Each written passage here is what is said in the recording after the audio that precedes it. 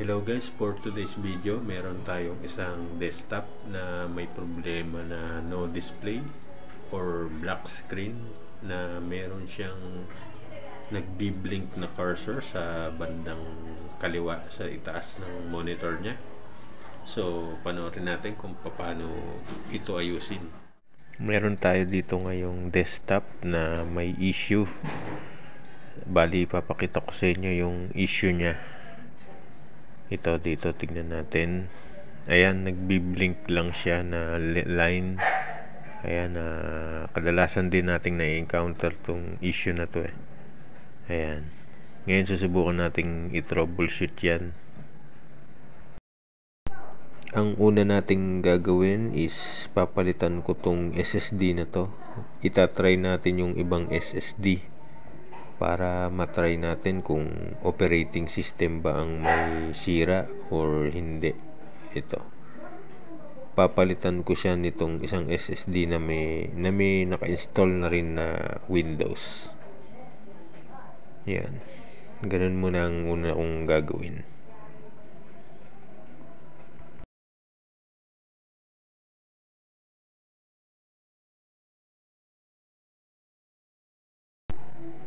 Okay, ayan, naikabit ko na yung isang SSD. Ngayon, try na natin ulit.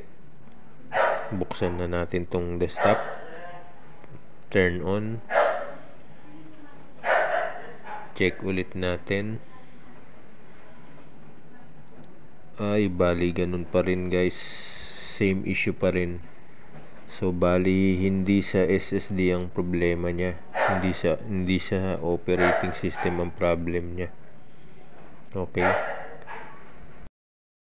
Ang susunod na gagawin natin is try nating palitan. Tatry nating palitan ang kanyang memory. Ayan, palitan natin ng ibang memory ang isalpak natin. Baka kasi sa memory yung sira niya. So, susubukan din natin. Ayan, pinalitan natin ng ibang memory. Ngayon, subukan na natin ulit i-power on. Yan. Nawala kaya yung... Wait pala, napatay ko pala yung monitor kanina. Buksan ulit natin yung monitor. Yan, tingnan natin kung nawala na yung issue niya. Ayun, guys, mayroon pa rin siya. Same issue pa rin, guys. So... hindi sa memory siguro ang sira, pero try nating ilipat yung memory niya sa kabilang RAM slot. Baka dun ang sira sa RAM slot. Try nating ilipat.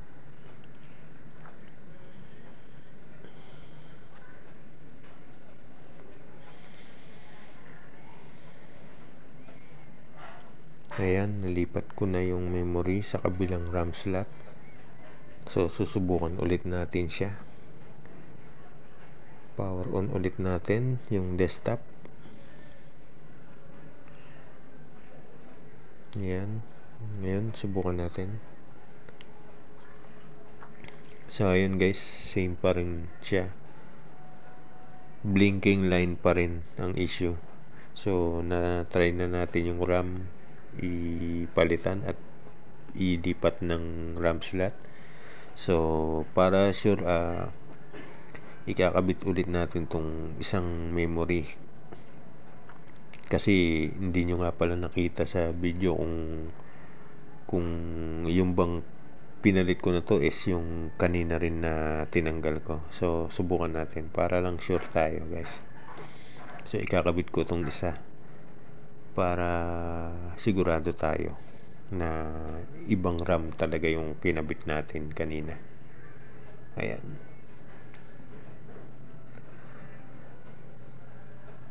So, power on na natin ulit. Try natin siya. Sana mawala na yung issue.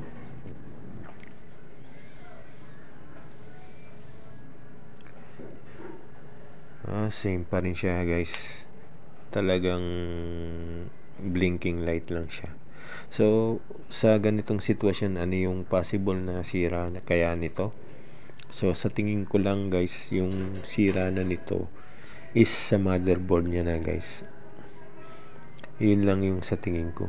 Kasi napalitan na natin yung SSD, na try na natin sa iba na working naman yung SSD. So wala pa rin, ganun pa rin, blinking lights. So balik natin tong isang SSD. So magbaka sakali tayo para masigurado din natin na baka OS ang problema ng isang SSD. Pero subok ko na yung SSD na yan guys, parehong working yan sa ibang computer. So ayun, kung makikita nyo guys, blinking light pa rin siya. Di ko alam kung kita sa camera, pero blinking light siya.